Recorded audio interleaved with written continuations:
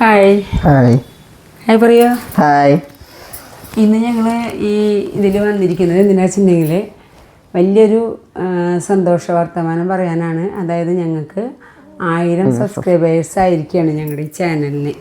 എൻ്റെ മുത്തുമോൻ്റെയും ചാനലിന് 1000 സബ്സ്ക്രൈബേഴ്സായി.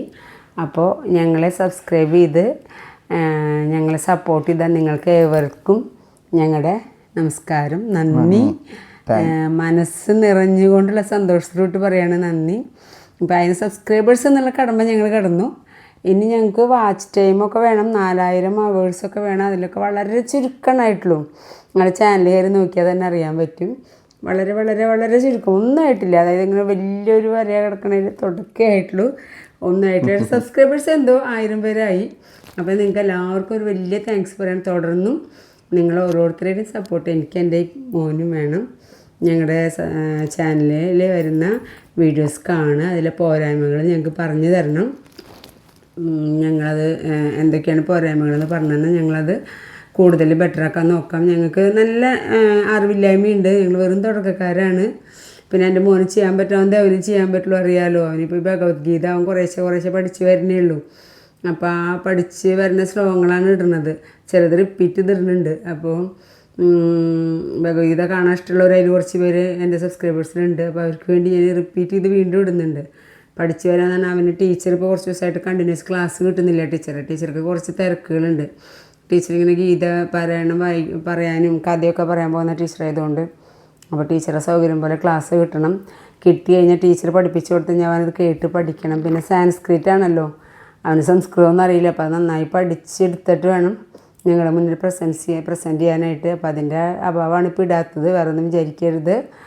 ഞങ്ങൾ ചെല്ലി തന്നെ വീണ്ടും റിപ്പീറ്റ് ചെയ്തിട്ടാൽ ബോറാവുമല്ലോ വിചാരിച്ചിട്ടാണ് വളരെ എന്താണ് ഇടാത്തത്. പിന്നെ അവൻ പഠിച്ച വല്ല ഗീതങ്ങളൊക്കെയാണ് പിന്നെ അവനെ കൊണ്ട് പാടിയിടിക്കുന്നത്. പിന്നെ ഞങ്ങളുടെ ഫാമിലി ഞാൻ ചെറുതായിട്ട് വ്ളോഗുകൾ ചെയ്യുന്നുണ്ട്. അത് പക്ഷേ ഈ പറഞ്ഞ പോലെ വ്യൂവേഴ്സ് വളരെ കുറവാണ്. ഭഗവത്ഗീത കാണുന്ന പോലെയും അല്ലെങ്കിൽ ഇതിൻ്റെ പാട്ട് കേൾക്കണ പോലെയൊന്നും ആരും അത് അതിങ്ങനെ കാണുന്നില്ല. അതെ, അത് സ്വൈപ്പ് ചെയ്ത് പോകണം. അതാണ് വാച്ച് ടൈം കുറയണത്. അപ്പോൾ ഞങ്ങളൊരു യാത്രയുടെ ബസ്സിൽ കയറിയ പോലെ ആയിട്ടുള്ളൂ. ഇനി യാത്ര കിടക്കാണ്, നീണ്ടു നിവർന്ന് അവിടെ എത്തണമെങ്കിൽ ഞങ്ങൾ ഓരോരുത്തരുടെയും സപ്പോർട്ട് ഞങ്ങൾക്ക് വേണം. എല്ലാവരും ഞങ്ങളെ സപ്പോർട്ട് ചെയ്യുന്നുള്ള പ്രതീക്ഷയോടുകൂടി ഞങ്ങൾ തൽക്കാലം വൈൻഡപ്പ് ചെയ്യാണ്. എല്ലാവരും സപ്പോർട്ടും അനുഗ്രഹവും ഞങ്ങളുടെ വിലയേറിയ ഒരു കമൻറ്റും ഞങ്ങളുടെ പോരായ്മകളും എല്ലാം ചൂണ്ടിക്കാണിച്ച് ഞങ്ങൾക്ക് നല്ലൊരു സപ്പോർട്ട് തരണമെന്ന് ഞങ്ങൾ രണ്ടുപേരും അപേക്ഷിക്കുകയാണ്.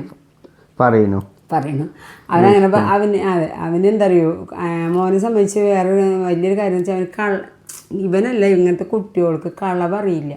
നമ്മൾ സാധാരണ ജനങ്ങൾക്ക് പുറത്ത് പോയിട്ടും സ്കൂളിൽ പോയിട്ടൊക്കെ കുട്ടികൾ ചെറിയ ചെറിയ കള്ളങ്ങളും നിലനിൽപ്പിന് വേണ്ടി ചെറിയ കള്ളങ്ങളോ അല്ലെങ്കിൽ അവനവൻ്റെ കാര്യം നേടാൻ വേണ്ടിയുള്ള കാര്യങ്ങൾ പറയുകയൊക്കെ ചെയ്യും. ഇങ്ങനത്തെ കുട്ടികൾക്ക് അതില്ല.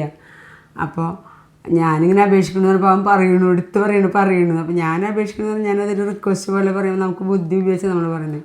പിന്നെ അങ്ങനെയില്ല, ഇവൻ എല്ലാവരും ഒരേപോലെയാണ്. മറ്റുള്ളവരെ എന്നെ കാണുന്ന പോലെ തന്നെ അവൻ കാണും, കാരണം എല്ലാവരും ഒരേപോലെയാണ് അവൻ്റെ മനസ്സിൽ.